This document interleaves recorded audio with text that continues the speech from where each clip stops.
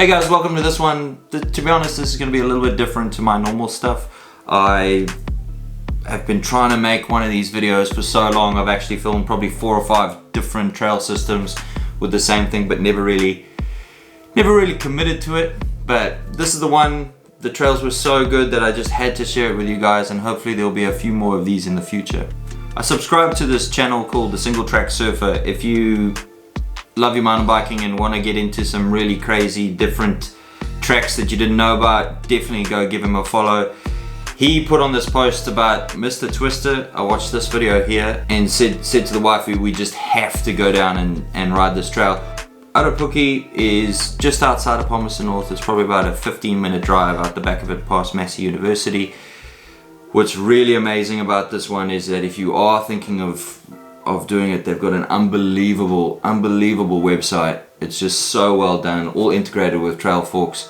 What Elena and I did was we had a look at the loops, so that you go on the website, click loops, and they've actually pre-drawn out some loops that you can do. We chose to do the family flight, mixture of grade 3 trails, few jumps, few berms. Sounded pretty good. We got ready, jumped on our bikes. All the trail maps are pretty well posted everywhere. We cruised up what the start of back loop. We went back loop, we climbed up, I think it's called Jack and the Beanstalk. You greeted with all these amazing views. The climb isn't too bad, it's pretty cruisy. It is quite a climb. I think it's must be a couple hundred meters elevation over quite a short space, but it meanders pretty nicely all the way up. So we just did the back, what's it, back road? Backtrack, Puri Rahi? I think it's called. Yeah, and then Jack and the Beanstalk all the way up to the top here. Got a little bit more to go, and then we're going to drop down the back and hopefully find our way down onto the nice big stuff. Should be pretty good. Okay.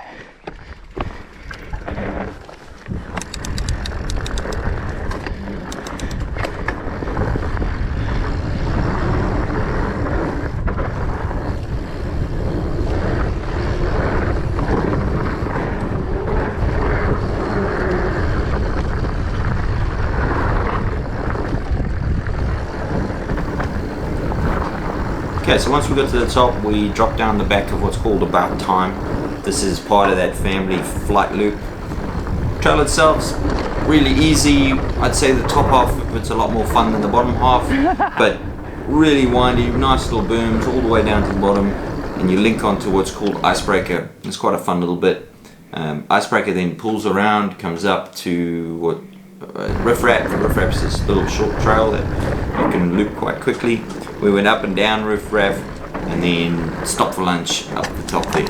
Great spot for lunch. We probably got one of the most perfect days. I actually heard one of the guys up there talking about how good it was, and he like never sees it like that.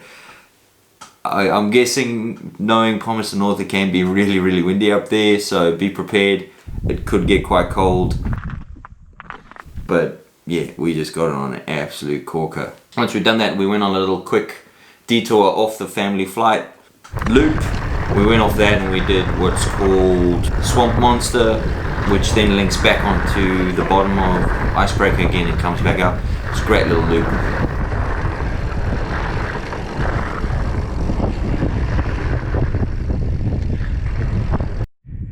Okay, that's why we came. Mr. Twister. Which way does it go? It's a good start.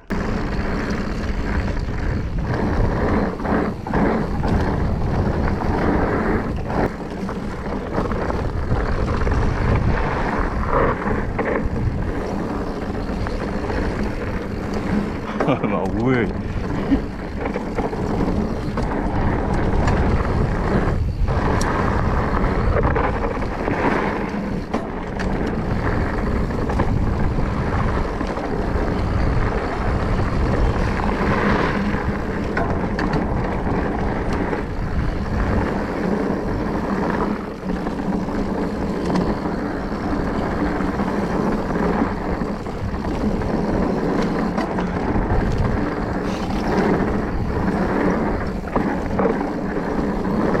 Holy shit!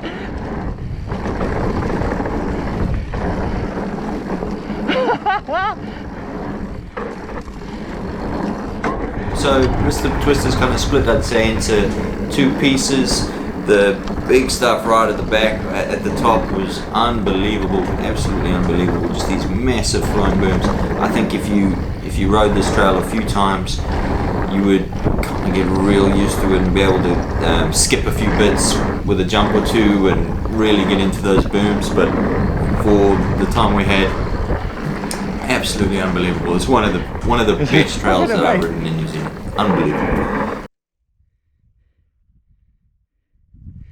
How good was that? That was awesome.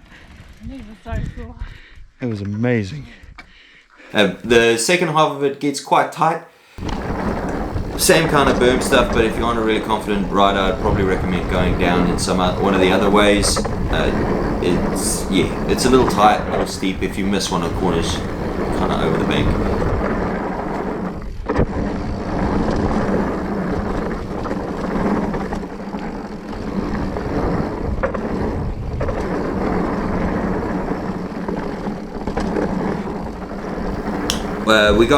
We just followed everything down and got back out of the car park. I think the climb up there took us just over an hour, and coming down on Mr. Twister took us like 8 minutes. It was ridiculous. It was so good. It was so good that the next day we had to come back and do it again. I just cycled straight up, went to the top of Mr. Twister and came straight back down. Elena did a different route. She went up and came down what's called Rhythm and Vines. It looks like it was the top trail, the one that everybody loved riding before Mr. Twister got put in, and it's kind of been forgotten about a little bit. You can see if this one was as groomed as Mr. Twister was, it would just be primo. But know that when you're going on it, it's probably a little rougher than it used to be. Changes it a bit. Elena said that she kind of enjoyed the beginning but didn't really enjoy it towards the end because of that kind of rocky surface that they've got down there. All in all, an absolutely amazing trail system. The website's fantastic. They break down all the trails really well. All those loops are unbelievable. It's just a pleasure to get there and know what you're doing. You feel like you've been there already when you show up. So massive kudos to them. Being a community bike park as well, the level of trail that's in there is ridiculous. Just absolute hats off to all those people that build and maintain and find the funding to do so. And also, if you are on the council in Palmerston North, give them more money, because this is such a good trail system. It's one of the best in New Zealand, and yeah, go ride it. Special thanks to Single Track Surfer for letting me use the video in the beginning. Make sure you go check him out. Also, I will be doing a few more of these. I really enjoy making them, I really enjoy filming them, and another excuse to go ride my bike. If you have any feedback for me, what the layout of this is, anything, the sound, whatever, just please let me know. I want to make more of these, and your feedback really helps, so let me know.